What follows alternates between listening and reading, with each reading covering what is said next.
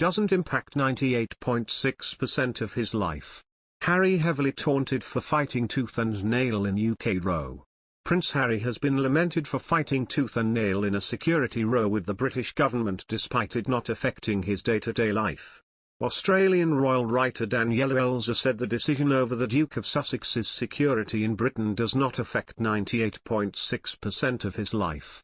She also suggested Prince Harry contradicted claims he does not feel safe in the UK as she pointed to his recent visit to Britain with his family to celebrate his beloved grandmother the Queen's Platinum Jubilee. Writing for NZ Herald, she said, "Why is Harry fighting tooth and nail over a decision that does not affect 98.6% of his life?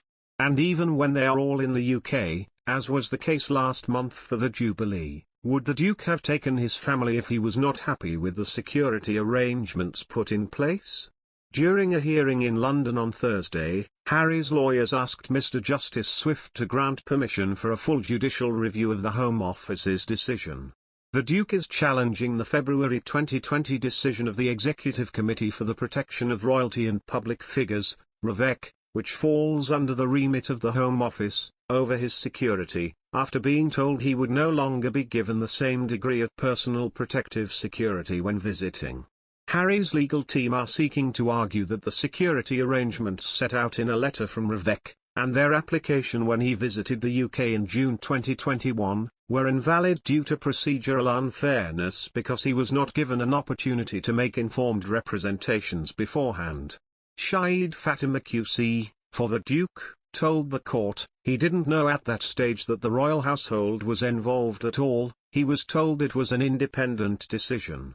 In written arguments, Ms. Fatima said Harry was not given a clear and full explanation of the composition of REVEC and those involved in its decision-making, for example, that it included the royal household.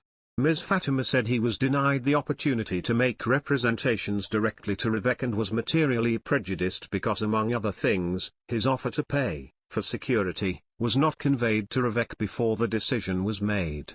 She added, he does not know what else, as communicated by him to the royal household, was not fully/timelessly conveyed to REVEC.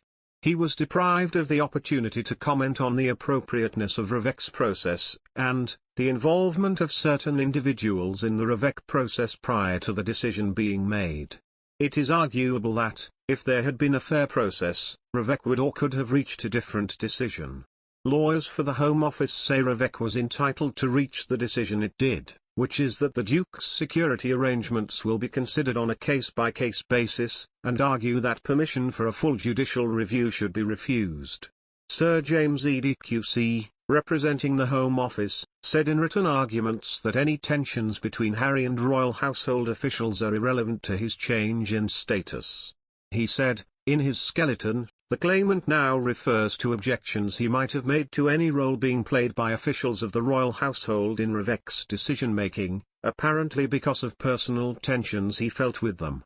But there is no bias challenge and any such tensions are irrelevant to the undisputed fact of the claimant's change in status which led to the decision of REVEC.